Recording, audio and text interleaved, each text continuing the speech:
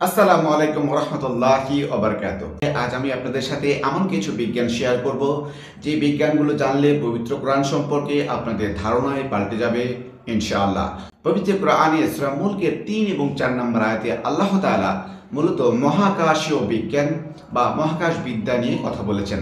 আমরা জানি এই পৃথিবীতে বহু অনেক উন্নত ইউনিভার্সিটিগুলোতে মহাকাশ বিদ্যা মহাকাশ বিজ্ঞানের বিষয়ে পড়াশোনা করানো হয়। আর এই বিজ্ঞানগুলোতে এমন সব তথ্য বা এমন সব ধারণাগুলো তারা পেশ করে যেগুলো বর্তমান বিজ্ঞান যা উদ্ভাবন করেছে সেই উদ্ভাবিত বিজ্ঞানের সাথে আজ থেকে প্রায় ১৪০০ বছর পূর্বে অবতরণকৃত বা নাজিলকৃত পবিত্র কোরআনে লিপিবদ্ধ করা হয়েছে এবং সেই সকল বিজ্ঞানের সাথে বর্তমানের যে কোরআন রয়েছে সেই কোরআনের হুবহু মিল পাওয়া যায়। পবিত্র কোরআনে সূরা মুলকের ৩ এবং ৪ নম্বর আয়াতে তেমনটিই বলা হয়েছে এবং সেই বিষয়ে বলা হয়েছে যে বিষয়ে মানুষ একের পর এক গবেষণা এবং তাদের মেধা এবং অর্থ খরচ করে যাচ্ছে। পবিত্র কোরআনে এমন অনেক বিজ্ঞান রয়েছে, এমন অনেক আয়াত রয়েছে যা মহাকাশীয় এবং মহাকাশ সম্পর্কে মানুষের ধারণাকেই পাল্টে দিতে পারে। মানুষ বহুকাল থেকেই কিন্তু পৃথিবী থেকে উপরের দিকে বিভিন্ন ধরনের রকেট, স্পেস এমনকি টেলিস্কোপ পাঠিয়ে বিভিন্ন পরীক্ষা নিরীক্ষা করছে।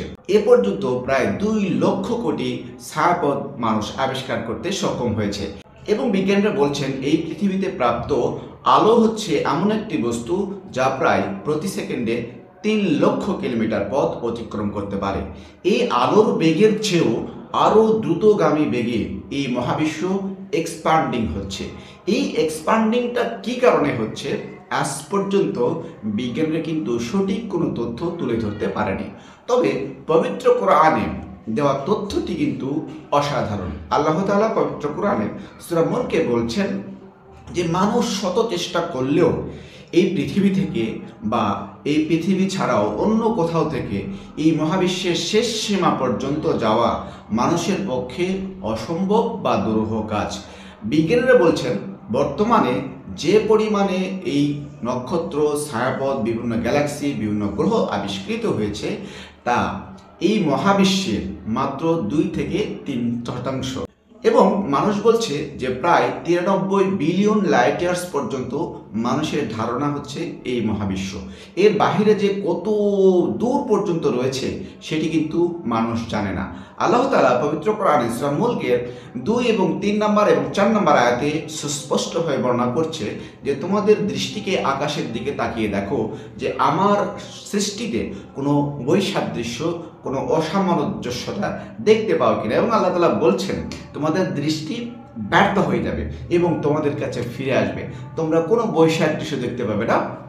এবং আল্লাহ তাআলা বলছেন যে তোমরা কখনো এই মহাবিশ্বের শেষ সীমা পর্যন্ত পৌঁছাতে পারবে না। এবং আল্লাহ তাআলা সূরা তালাকের সর্বশেষ নম্বর আয়াত ১২ নম্বর আয়াতে বলছেন এই পৃথিবীর বাহিরেও আরও ৭টি পৃথিবী রয়েছে এবং সেখানে কিন্তু আল্লাহর হুকুম অবতীর্ণ হয় এবং আল্লাহ বলছেন সেখানে এমন কিছু প্রাণী রয়েছে হয়তো তোমাদের সাথে তাদেরকে এবং তাদের সাথে তোমাদেরকে মিলিত করে দিতে পারে যদি আল্লাহ সেটা চান। হয়তো এমন একদিন আসবে মানুষ সেই জায়গা পর্যন্ত হয়তো ক্যামেরায় হোক, টেলিস্কোপে হোক যেতে পারবে এবং পবিত্র কোরআনের এই অসামান্য সত্যটি মানুষ আবিষ্কৃত করতে সক্ষম হবে। তবে এটা ঠিক এই পৃথিবী থেকে এই মহাবিশ্বের শেষ প্রান্ত পর্যন্ত অথবা প্রথম আসমান পর্যন্ত মানুষ কখনো যেতে পারবে না। পবিত্র কোরআনে এই সুস্পষ্ট আয়াত নাজিল করা হয়েছে। সুতরাং বুঝতে পারলেন আজ আমরা ২টি তথ্য পবিত্র কোরআন থেকে জানতে পারলাম। একটি হচ্ছে মানুষ কখনো এই মহাবিশ্বের শেষ প্রান্ত পর্যন্ত যেতে পারবে না। আর আল্লাহ তাআলা বলছেন যে এলিয়েন আছে, যেটি সূরা তালাকের ১২ নম্বর আয়াতে বলা হয়েছে।